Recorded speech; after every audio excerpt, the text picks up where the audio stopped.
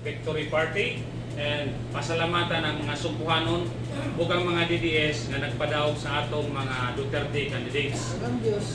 Of course, yes, this is God's will, of course. We cannot do this without God's will.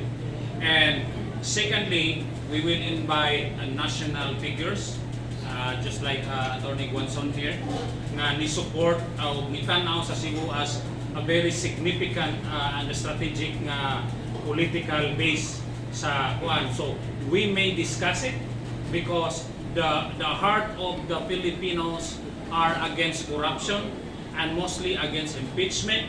Dili nato na malikayan kung unsay nasa kasing-kasing sa atong mga guest, sa atong mga mamumulong, di nato mapugnan o dili sad nato malikayan nga nganong nangdaog ang atong mga kandidato tungod sa ilang pagdaog-daog sa mga Duterte o mga DDS. Ilang gidaog-daog sa Tatay Digong, gidaog-daog nila si Inday Sara, mismo kaming mga DDS vloggers gidaog-daog. Ako, halos akong pocket money o akong kwarta na murot na akong balik-balik sa Manila para lang ato sa NBI, ato sa DOJ, ato sa HOR kay hadlo kontak presokon kung di mo tunga. So dili lalim ang atong yagihan. So this is not just kanang lip service.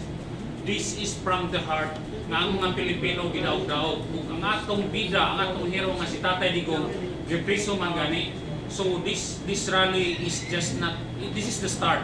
We think nga nahuman ang eleksyon, pero no, this is a start because ang tanan political activities sa national scene is all about putting the Dutertes down because 2028 is the game that they're looking at.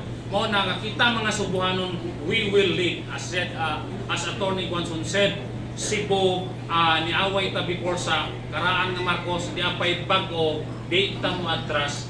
Ang morning nga nako nga di ta mo atras, ihawon ta nila kay malito man na sila, pero dili ta mo atras. Ila tang daog-dagon, pero dili ta mo atras. Ako personally ningon ako di ko mo atras. Bisag sa kada gabi maghilak ka kalabot og kanang gidaog-daog to, pero kinsa man ko statay gani nga tiguang gidaog-daog, wa gani to reklamo. Mo na nga every time na ata, pasalamat sa ninyo mga media. Ang Cebu nakita sa national scene o sa international scene tungod ninyo. Salamat.